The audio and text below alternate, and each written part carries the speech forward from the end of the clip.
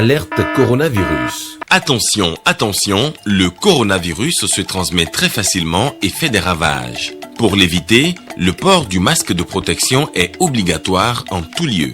Dans l'administration publique ou privée, dans les réunions, les rencontres, dans les marchés, les magasins, les boutiques et lors des déplacements, le port du masque est obligatoire. Même dans les lieux privés, dès lors que l'on n'est pas seul, le masque doit être le fidèle compagnon. Mais attention, le port de masque de protection ne dispense nullement d'appliquer les autres mesures de prévention, notamment le lavage des mains à l'eau et au savon et l'observance de la distance de sécurité sanitaire d'au moins 1 mètre entre personnes. Enfin, s'abstenir de porter des gants en vue du lavage régulier des mains à l'eau et au savon ou de l'application de gel hydroalcoolique. Pour tout savoir sur l'épidémie du coronavirus au Bénin, rendez-vous sur le site web www.gouv.bj/coronavirus. Ceci est un message du gouvernement de la République du Bénin. Le gouvernement dissout la centrale essentielle et consommables médicaux et la remplace par la SOBAP, la Société béninoise pour l'approvisionnement en produits de santé. Dans ce journal, les explications du ministre de la Santé. Visite du directeur général de la pièce à la société Phoenix International. L'agence de promotion des investissements et exportations assure la visibilité de la destination Bénin auprès des investisseurs.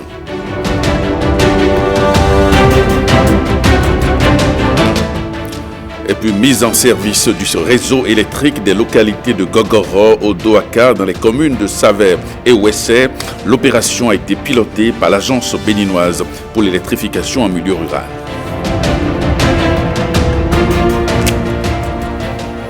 Bonsoir, et puis je reçois au cours de cette édition le directeur régional Littoral 1 par intérim de la SBE, M. Thomas Gauduit. Bonsoir, M. Gauduit. Oui, bonsoir, M. Avec vous, nous parlerons dans un instant de la coupure intervenue ce matin dans la zone aéroportuaire. Merci. Mais tout d'abord, le journal. Le ministre de la Santé était ce matin sur le site du dépistage de la COVID-19 du Palais des Congrès à Cotonou. Benjamin Ronklati, après avoir visité chaque compartiment du dispositif, se dit plutôt satisfait. Il rassure à cet effet les voyageurs au départ ou à destination du Bénin et parle aussi des innovations. On l'écoute au micro de Jean-Claude James et de Bernard Djogwe. Je me suis déplacé ce matin vers le Palais des Congrès pour visiter les agents qui sont déployés sur le terrain, aussi bien les agents de santé, ceux des ministères des Finances et du Tourisme, et pour pouvoir apprécier le travail qu'ils font, les encourager surtout par rapport au travail énorme qu'ils abattent sur le terrain, et également apprécier les dysfonctionnements éventuels qu'il pourrait y avoir. Si dans une grande majorité, le service qui est fait est quand même très satisfaisant, parfois il y a quelques soucis que quelques clients expriment. Et il faudrait bien tenir compte de ces plaintes pour essayer d'améliorer les prestations. Mais mon tour ce matin m'a permis de constater que tout se passe de manière satisfaisante et que les petits dysfonctionnements qu'il y a ou qu'il pourrait y avoir sont pris en charge de manière continue.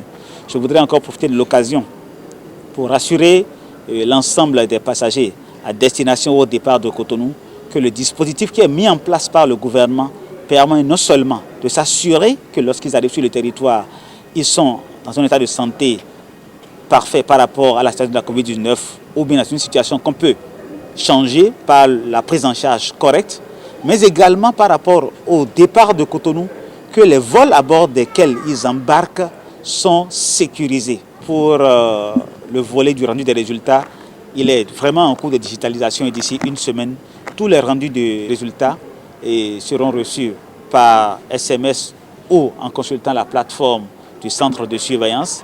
Mais nous sommes allés encore plus loin pour faciliter le paiement. Cela permet de limiter les temps d'attente et les files d'attente au niveau du Palais des Congrès et aussi au niveau de l'aéroport international de Cotonou. La prochaine innovation que nous allons mettre, c'est la décomposition des frais. Comme vous le savez, nous sommes en train de faire payer un forfait de 100 000 francs actuellement qui donne droit à 3 tests. Actuellement, en raison de certaines suggestions des passagers, nous sommes en train de décomposer les frais pour que le forfait qui est payé à l'arrivée soit séparé, c'est-à-dire 50 000, et le forfait qui est payé au départ soit également de 50 000. En dehors de ça, le gouvernement s'est réuni et a décidé de l'exemption du paiement de la redevance Covid-19 pour les enfants de moins de 5 ans. Mais, par contre, feront obligatoirement le test de dépistage. Il y a certaines catégories également qui sont exemptées, bien sûr. Il y a les étudiants qui sont boursiers de l'État et les cadres de notre État qui vont en mission également qui sont exemptés. Les patients qui vont en évacuation sanitaire sont également exemptés ou alors c'est sur des dérogations qui sont accordées par le ministre de la Santé qui a des exemptions. Lutte contre le coronavirus, l'association des élites de la mode du Bénin offre plus d'une centaine de masques au personnel de l'Office de radiodiffusion et télévision du Bénin, ORTB, ce dont s'inscrit dans le projet de lutte contre cette pandémie. Arcel Dancy, Louis Koudogo. Dans le cadre de la lutte contre le Covid-19, notre association, les élites de la mode, a initié un projet de don de masques à l'endroit de certaines structures étatiques et privées de la place. La riposte contre le coronavirus, ils en ont fait aussi leur cause.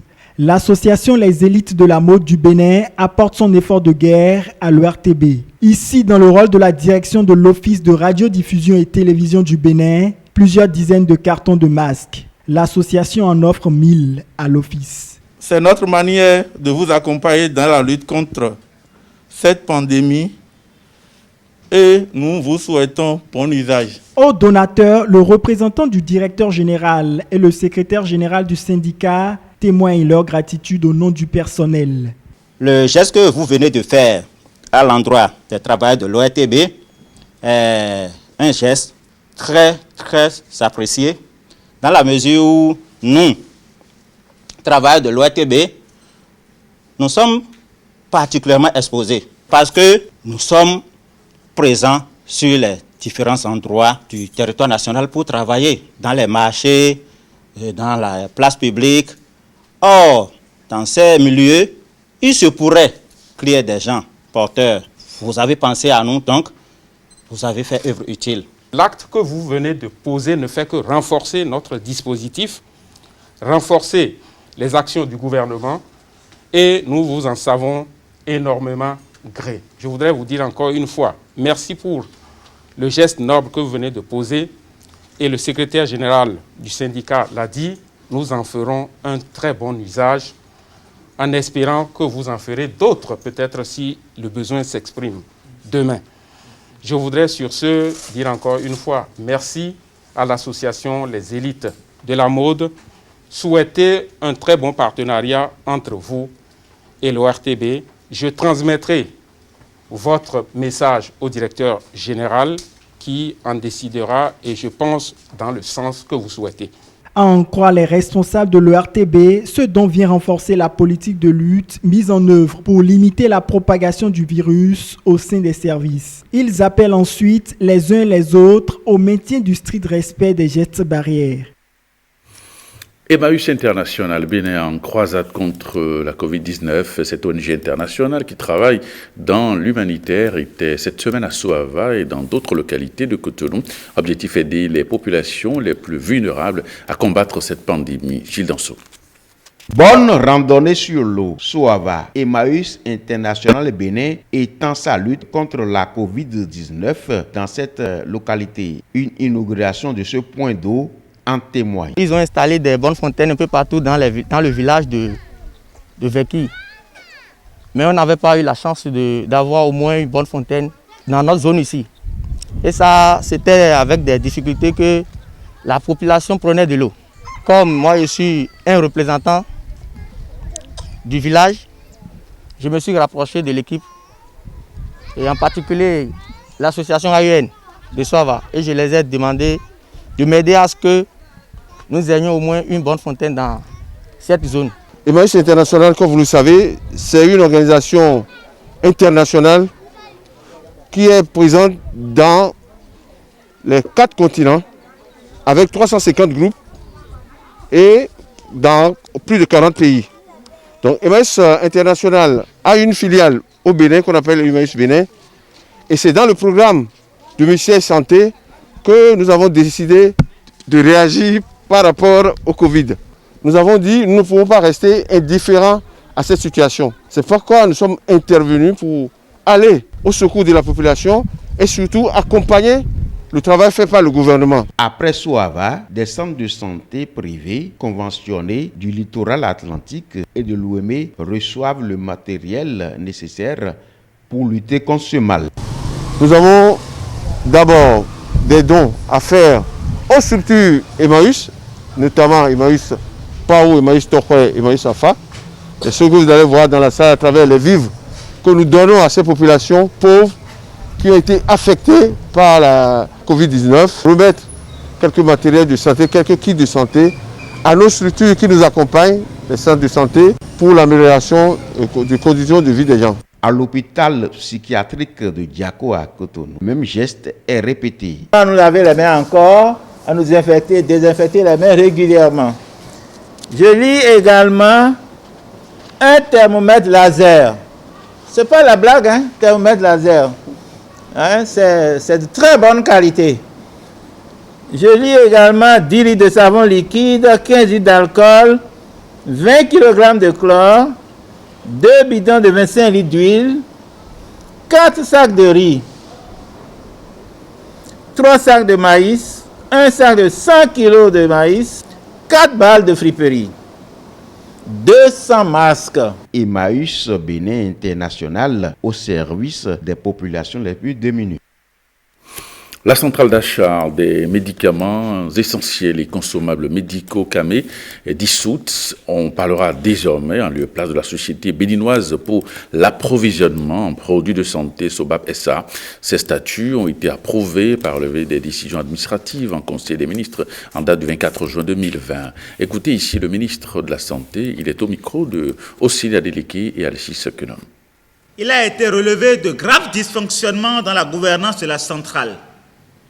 Les constats de malversation ont entraîné l'arrestation de certains de ses dirigeants impliqués dans le trafic de faux médicaments.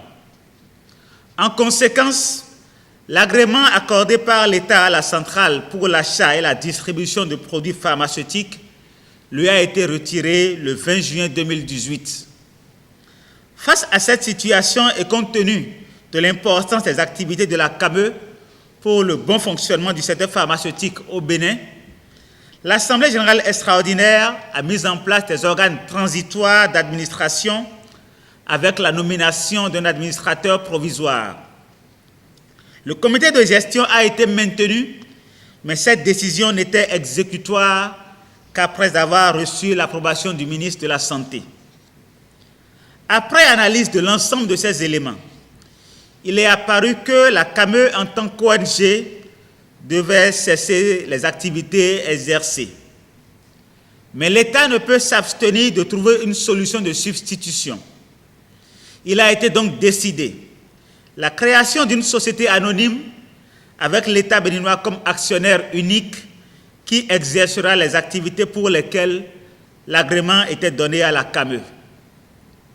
En approuvant cette proposition, le Conseil des ministres a adopté en sa séance du 24 juin 2020 le décret portant création de la Société béninoise pour l'approvisionnement en produits de santé et approbation de ses statuts. Quelle est l'approche proposée pour la restructuration de la CAME et pourquoi cette solution? Comme déjà indiqué, la CAME est constituée sous la forme d'une association loi 1901 par des entités publiques ainsi que des associations et organisations du secteur privé pharmaceutique.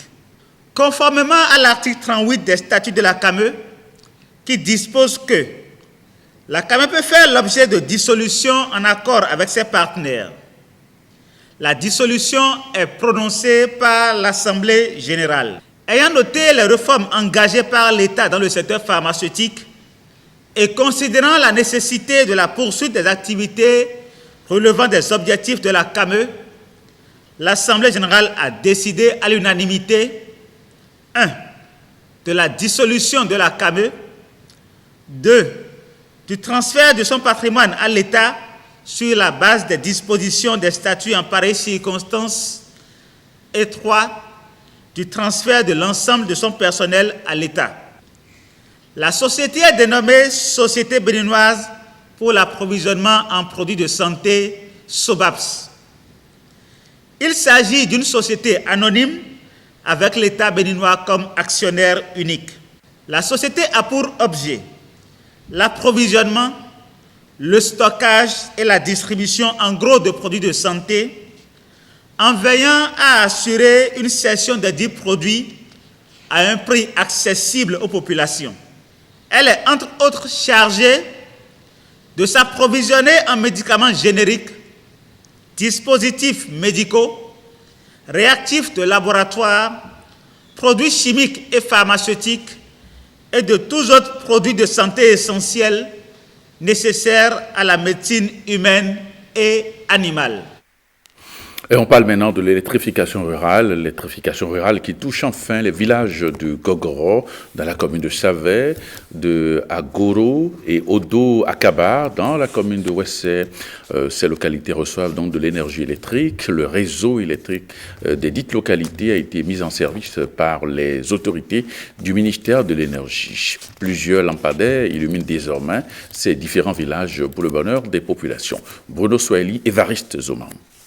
Gogoro, dans la commune de Savè, intègre le cercle des localités alimentées par le réseau électrique du Bénin grâce à la mise en service d'un arsenal énergétique construit sur près de 10 km de réseau HTA, 2640 mètres de réseau mixte et 1760 mètres de réseau basse tension pour un transformateur de 100 kVA pouvant fournir de l'énergie à 200 ménages, soit 1200 habitants. Cette réalisation de l'Agence béninoise d'électrification rurale et de maîtrise d'énergie sous l'impulsion du ministère de l'Énergie est une peine en moins pour les populations de cette localité qui vivaient dans l'obscurité dès le crépuscule.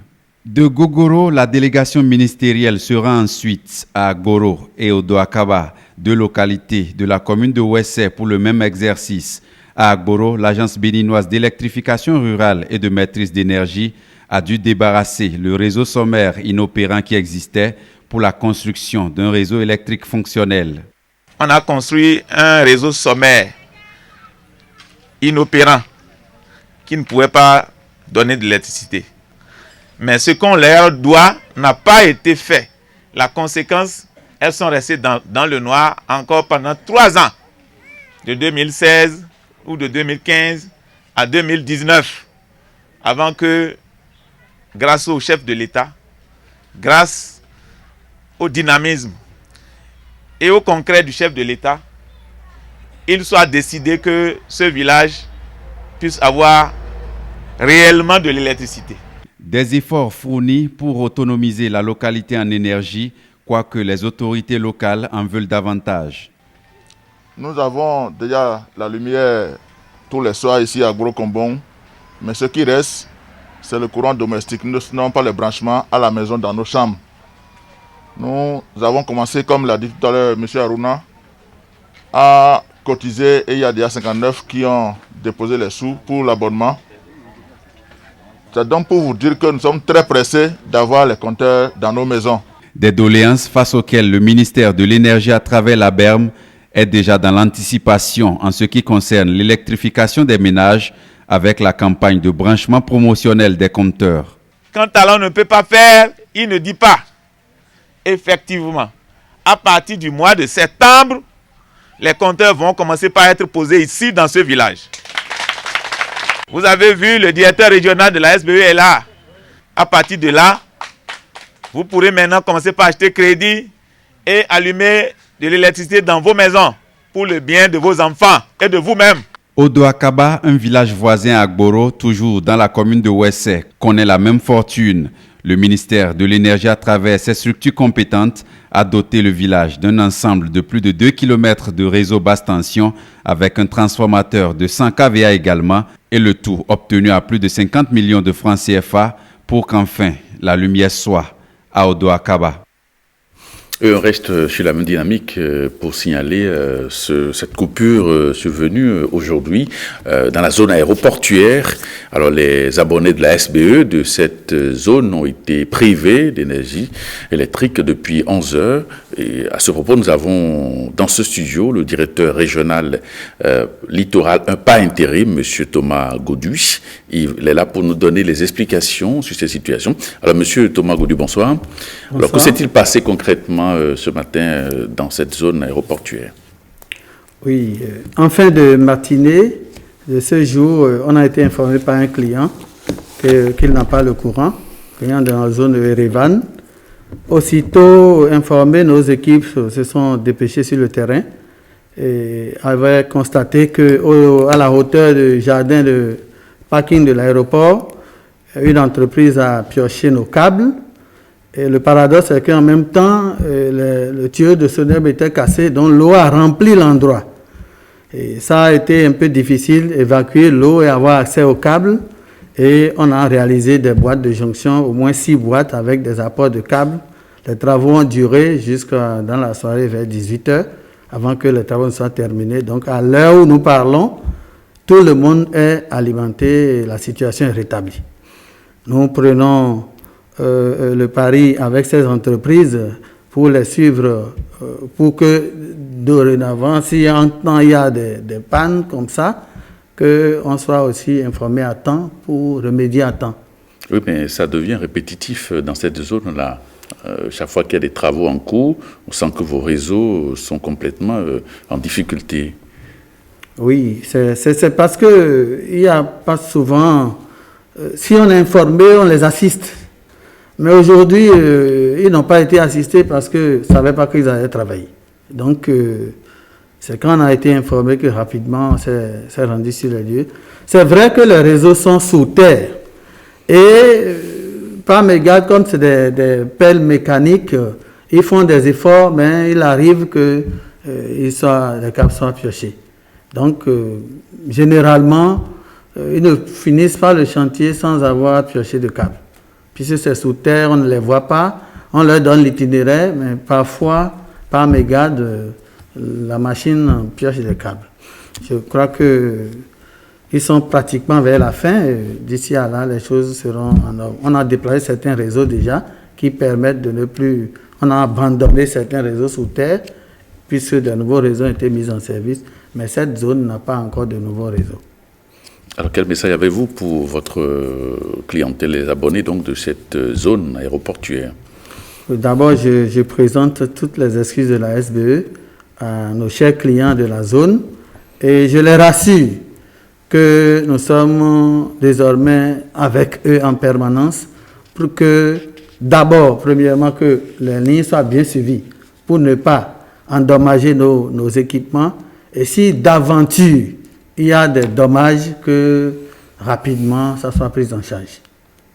D'accord. Merci Thomas Gaudoui. Je rappelle que vous êtes le directeur régional littoral 1, pas intérim. Vous intervenez donc dans le cadre de cette situation venue ce matin dans la zone aéroportuaire. Merci d'être passé et à très bientôt. Merci, monsieur. Et on parle d'asphaltage et éclairage public. Cotonou est de plus en plus éclairé. Les populations voient leur ville se métamorphoser et elles en sont fières. Marcel Arrossi est allé faire le constat. Voici son élément.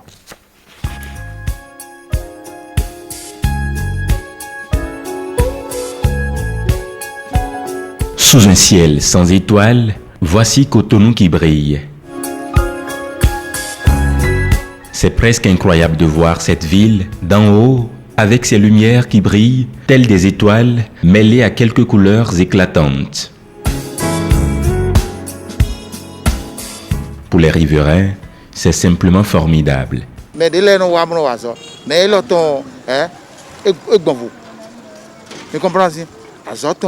Des gens venaient travailler, mais pour cette fois-ci, c'est différent. Les travaux actuels, surtout les travaux de route, sont propres et bien exécutés. Nous souhaitons une bonne santé au président de la République pour de plus grands travaux.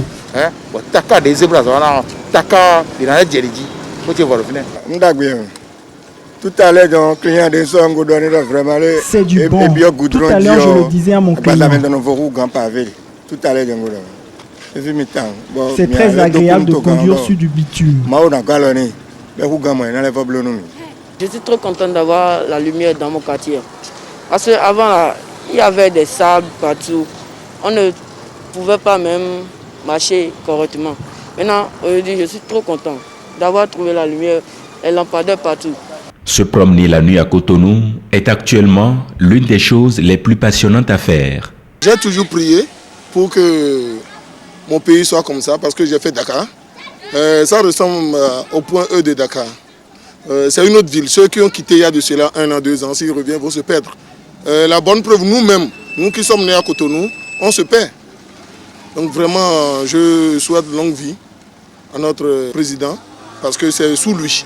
Je n'ai pas encore vu celui-là qui va me dire le contraire. Et c'est un homme de finesse, il a le goût. Ce truc existait, mais personne n'a eu le courage de le faire. Donc nous, on ne nous connaît pas, mais on prie beaucoup pour lui. Nous sommes toujours avec lui. Longue vie. Parce qu'aujourd'hui, je circule, je suis en train de faire une promenade nocturne.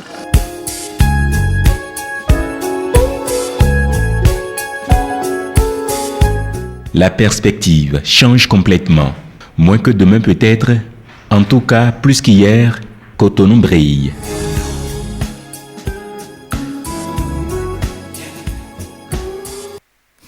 Le directeur général de l'Agence de promotion des investissements et exportations à pièces dans les locaux de Phoenix International. C'est une visite qui entre dans le cadre des missions de la pièce qui assure la promotion de la destination Bénin auprès des investisseurs. C'était hier dans les locaux de Phoenix International à Cotonou. Awa Chérif, Benjamin Denayon. Après 2 ans d'exécution du protocole d'accord entre l'Agence de promotion des investissements et des exportations et la société MJ Phoenix International, le directeur général de la pièce vient ici s'enquérir du déroulement des activités de l'entreprise au Bénin. La visite d'aujourd'hui avait pour objectif de se rendre compte concrètement sur le terrain du chemin qui a été parcouru, de valider le fait que des éléments du protocole qu'on avait signé avaient des engagements fermes de la part de Philippe Robert, directeur général de Phoenix, notamment en ce qui concerne la création d'emplois, de voir sur le terrain si ces engagements ont été, je dirais, respectés, s'il n'y a pas de difficultés qui ont conduit à ce que la réussite de ces engagements puisse être différée. Et donc nous, on est heureux aujourd'hui de constater que le document que nous avions signé en 2018, qui prévoyait à peu près 900 créations d'emplois, sur la période de 2 ans, nous sommes heureux de constater aujourd'hui qu'on est au-delà, largement au-delà. Et donc, pour nous, c'est une excellente chose parce que, j'ai dit tout à l'heure, la finalité, en fait, de tout ce que nous faisons aujourd'hui, c'est de rendre la vie meilleure à nos concitoyens. Nous sommes pleinement satisfaits parce que sur le plan quantitatif, ça se passe bien, on est au-delà, on fait des objectifs. Sur le plan qualitatif également, nous avons vu une entreprise où il y avait beaucoup de jeunes, une entreprise jeune. Et je n'ai pas eu l'impression que ces jeunes étaient mal dans leur peau. Ils sont complètement épanouis et on sent qu'ils sont à leur affaire dans ce type d'entreprise. Phoenix International a pour principale activité la conception et la commercialisation des kits solaires pour l'éclairage. En 22 mois d'existence ici au Bénin, l'entreprise a déjà créé 1200 emplois. Je pense que nous avons tenu notre objectif sur les emplois créés, puisque nous avons créé plus que d'ailleurs ce que nous avions dit dans le protocole. Nous avons 1000 conseillers confort solaire sur le terrain et bientôt 900 salariés. Mais la contrepartie a été là également. Les études ont prouvé il y a 2 ans que le Bénin avait développé une politique d'accueil favorable pour les investisseurs étrangers. Et donc, ça a été un facteur assez déterminant pour pousser Phoenix Bénin à s'implanter durablement sur le pays. Et aujourd'hui, nous avons un taux de satisfaction de plus de 90% de nos clients quant aux produits proposés, produits qui sont garantis 3 ans. Donc la batterie, le panneau est garanti 3 ans, les accessoires sont garantis 2 ans. Et nos clients donc, expriment leur satisfaction vis-à-vis de Phoenix à hauteur de 90%, c'est un excellent score. L'objectif du gouvernement et de son bras opérationnel, la pièce, est de créer un climat favorable pour les investisseurs au Bénin pour plus d'emplois aux jeunes. Et sur le terrain, Phoenix International s'illustre de fort belle manière.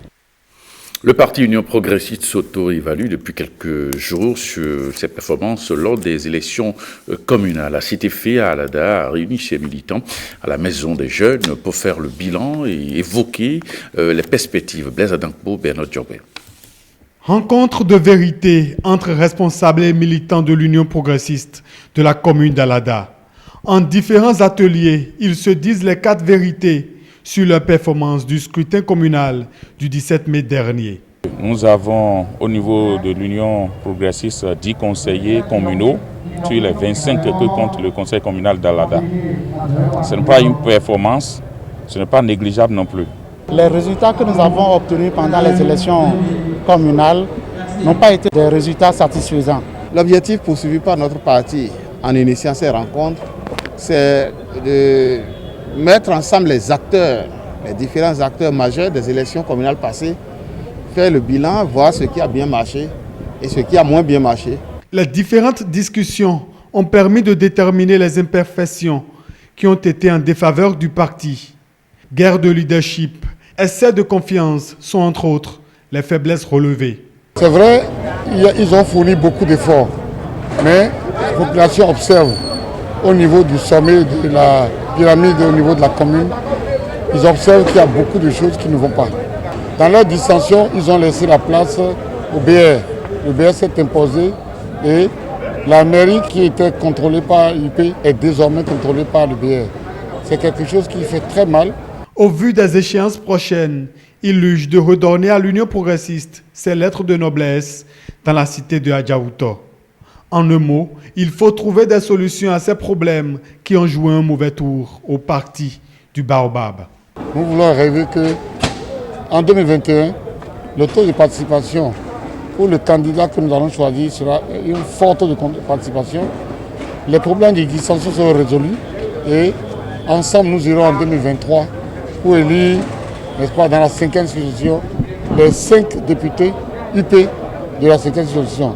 Et ensuite, en 2026, nous allons reprendre la mairie d'Alada. Le parti veut mettre en place ces structures de base à partir desquelles il va reconquérir le terrain. Le problème crucial de nos communautés, de nos populations, ce qui est sorti de cette séance, et Alada est une ville productrice de l'ananas. Que le candidat que nous allons choisir, que nous allons soutenir, puisse pencher à ça, puisque Alada est la ville agricole, selon le programme du président Talon. L'Union progressiste veut avoir un horizon meilleur. Après Alada, d'autres communes du département de l'Atlantique vont faire leur atelier bilan des élections municipales et communales du 17 mai dernier.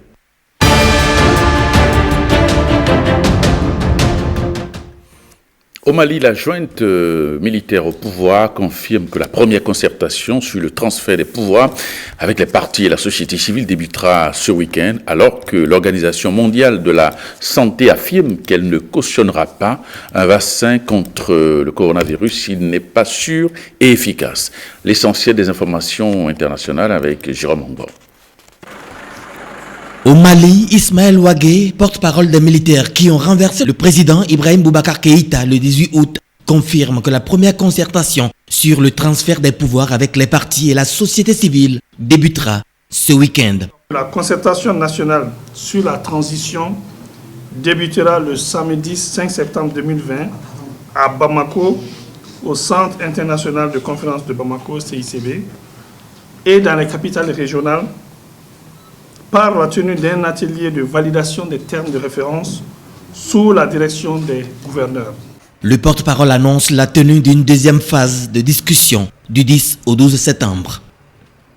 La police congolaise a dispersé vendredi à Kinshasa un rassemblement de quelques centaines de manifestants qui réclamaient l'expulsion immédiate de l'ambassadeur du Rwanda en République démocratique du Congo, a constaté l'AFP.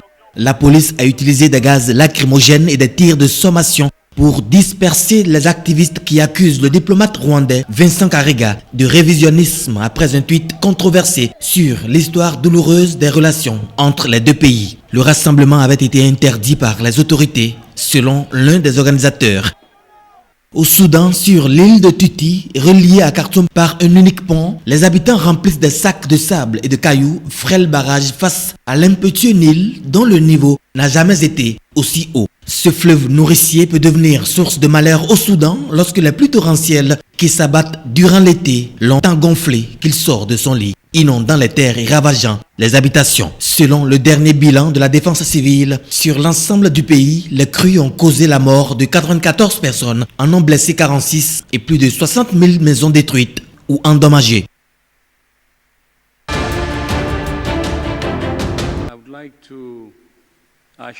L'Organisation mondiale de la santé ne cautionnera pas un vaccin contre le coronavirus s'il n'est pas sûr et efficace, assure son directeur général interrogé sur les préoccupations soulevées par le mouvement anti-vaccin. Mais ce temps du coronavirus n'empêchera pas l'amour d'être célébré. Un jeune couple se marie à Gaza en plein confinement. Djihad Ahmed, jeune palestinien de 26 ans, et Allah, 23 ans, portent gants et masques le jour de leur mariage à Rafah, dans le sud de la bande de Gaza, qui a pris des mesures de confinement pour lutter contre la propagation du Covid-19.